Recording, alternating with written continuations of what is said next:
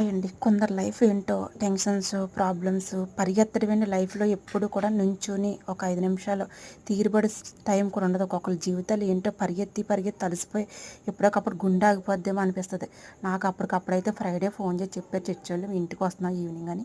ఇంకా నాకైతే మామూలు టెన్షన్ కాదు. ఇంక ఫుడ్ అది ప్రిపేర్ చేసుకోలేదు. అప్పటికప్పుడు సమోసా తెచ్చుకొని తినేసి, ఇంకా 2 బ్లౌజులు కుట్టేసి, ఇంకా మళ్ళీ బేకరీకెళ్ళి కేకులు ఆర్డర్ ఇచ్చుకొని వెంటనే ఫోన్ చేసి కేకులు ఆర్డర్ ఇచ్చాను. ఈవినింగ్ కల్లా తయారు చేస్తారు 6 కల్లా. ఇంకా త్వరగా వెళ్ళి కేకులు అయితే మొత్తం అంతా కలెక్ట్ చేసేసుకొని, ఇంక మళ్ళీ మా ఇంటి దగ్గర అయితే ఎలా పడితే అలాగ ఉంది. ఇంక టైలరింగ్ ఇల్లు అంటే ఎలాగ ఉంటుందంటే చండాలంగా. ఇంకా అయితే మా అమ్మగారి ఇల్లు అయితే నాకైతే గుర్తొచ్చింది. ఆల్రెడీ వాళ్ళైతే ప్రిపేర్గానే ఉంటారు. ఎందుకంటే వాళ్ళు డిసెంబర్ 1 నుంచే ఇంటికి లైటింగ్ పెట్టేసుకుంటారు. ఇందకి ఈ చాక్లెట్ ఎందుకు చూపిస్తున్నాను తెలుసా? ఈ రోజు నా బర్త్డే అంటే ఫ్రైడే నా బర్త్డే 13వ తారీఖున కూడా నాకు గుర్తులేదు. నా ఫ్రెండ్ వచ్చి హ్యాపీ బర్త్డే అని చెప్పగానే షాకు. నా బర్త్డే కూడా నాకు గుర్తులేదా? అయ్య బాబోయ్! ఎంత టెన్షన్ ఉన్నానా, నాకు కూడా గుర్తు లేకుండా ఎంతలాగా నేను పరిగెడుతున్నాను అనిపించింది. ఇంక మా అమ్మగారి ఇంటికైతే ప్లాన్ చేశాను. వాళ్ళందరినీ కూడా మా అమ్మగారి ఇంటికి వచ్చేయండి అన్నాను.